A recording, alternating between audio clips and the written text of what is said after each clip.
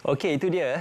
Sudah pastinya sukan berkuda itu boleh sama-sama kita ceburi ataupun kalau anda cenderung untuk menyaksikan ataupun melihatkan serta menceburkan diri anda dalam sukan berkuda, insya-Allah Perbadan Putrajaya juga ada menyediakan kemudahan-kemudahan seperti itu. Okey, jadi itu pada impian anda lah untuk one of the bucket list untuk anda menunggang kuda. Kalau tak pernah lagi okey. Azam 2023. Azam 2023. Baik. Untuk waktu ini kita nak beri tumpuan kepada istimewanya kepada warga emas. Hari ini merupakan sambutan Hari Warga Emas. Kita nak bercakap tentang di peringkat kebangsaan 2022 bersama dengan tetamu kita pada waktu ini yang berbahagia, Datuk Syahrudin Abu Sohod, Ketua Pengarah Kebajikan Masyarakat KPKM. Assalamualaikum. Waalaikumsalam. Terima kasih yang berbahagia, Datuk, bersama dengan kami. Mungkin boleh dikongsikan berkenaan tentang tarikh 1 Oktober 2022 ini ataupun 1 Oktober setiap tahun dipilih sebagai sambutan Hari Warga Emas, Datuk. Ya, terlebih dahulu terima kasih kepada RTM yang memberi ruang kepada Jabatan Kebajikan Masyarakat pada pagi ini.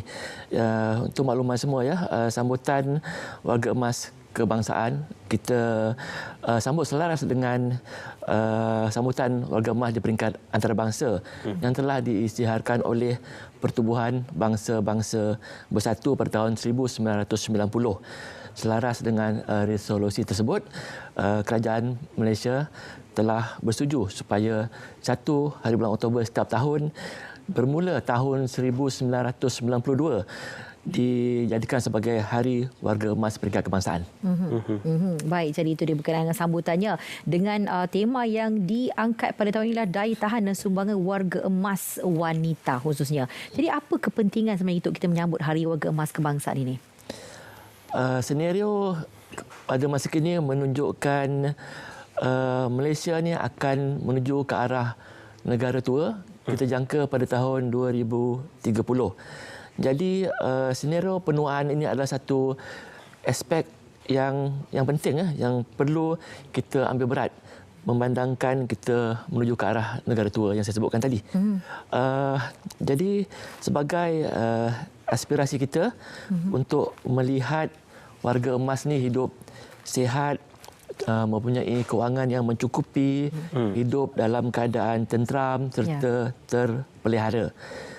Kesejahteraan sosial dan pembangunan yang dinikmati pada hari ini adalah hasil titik peluh dan juga usaha gigih dan juga pengorbanan generasi terdahulu.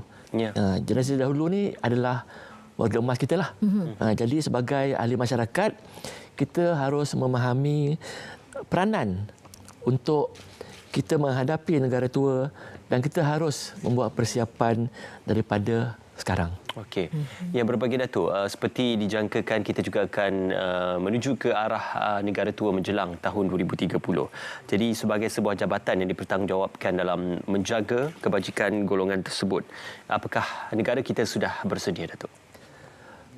Kita telah ada dasar warga emas yang merupakan satu manifestasi ataupun komitmen kerajaan terhadap golongan warga emas dan sebagai persediaan negara menghadapi cabaran penuaan masa kini dan akan datang.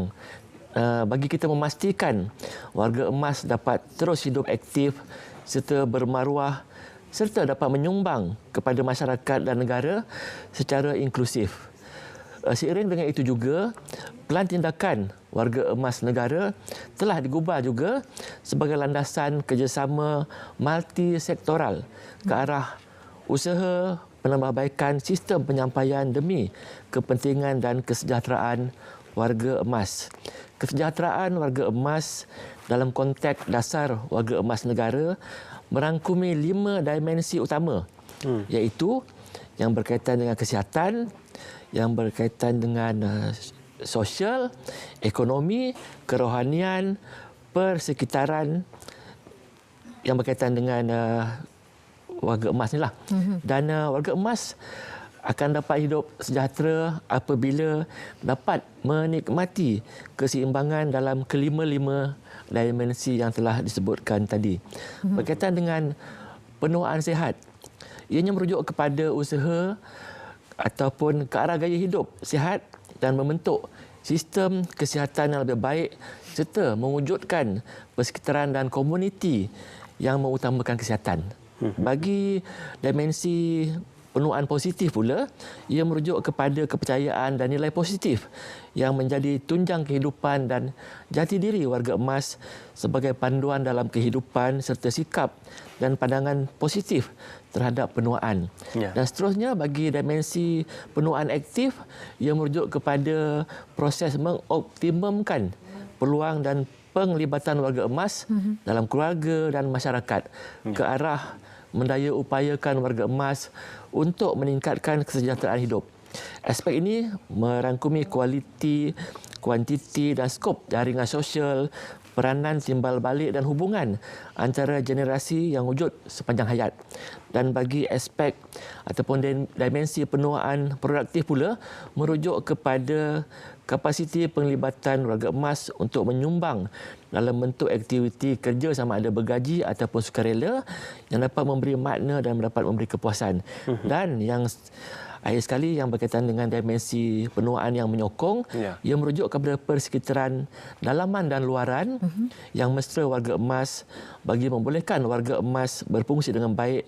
Persekitaran yang membolehkan dan membantu dapat mengurangkan ketidakupayaan yang dialami oleh individu dan akan menggalakkan pelibatan warga emas dalam masyarakat. InsyaAllah. Baik, Datuk. Kita bercakap juga tentang apa yang boleh dilakukan oleh menerusi aktiviti-aktiviti yang langsungkan. Kita juga ada pusat aktiviti warga emas ataupun Sikatan PAWE ini. Boleh kita tahu berapa banyak jumlah PAWE yang ada di seluruh negara dan berapa ramai sebenarnya menjadi ahlinya, dan adakah semuanya aktif ahli-ahli ini?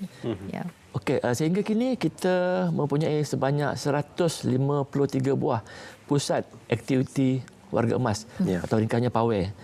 Pusat aktiviti warga emas ini telah beroperasi dengan aktif dengan penglibatan seramai 50,929 orang. Mereka ni semua yang aktif lah, yang menjalankan aktiviti-aktiviti di pusat aktiviti warga emas. Okey, baik. Harapan yang berbagai Datuk bersempena dengan sambutan Hari Warga Emas mewakili Jabatan Kebajikan Masyarakat, Datuk.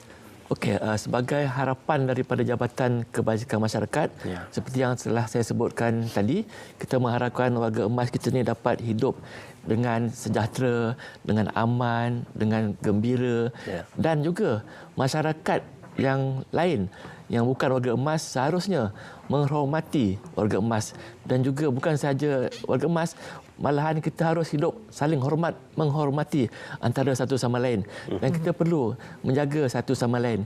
Janganlah kita biarkan warga emas ni bersendirian ataupun keseorangan. Saya harap semua masyarakat dapat bekerjasama dalam membantu warga emas kita. Okey, insya-Allah. Terima kasih yang berbagai Datuk. Selamat Hari Warga Emas kita ucapkan, dan juga terima kasih kepada Jabatan Kebajikan Masyarakat berkongsikan tentang Hari Warga Emas Peringkat Kebangsaan yang berbagi Datuk Syahrudin bin Abu Sohon. Terima kasih bersama dengan kami, Datuk. Terima kasih. Okey, baik, dan untuk waktu ini kita nak bawakan pada waktu ini seleksi pagi kita menanti dari awal pagi betul bersama dengan rakan kita yang pernah bersama kita dalam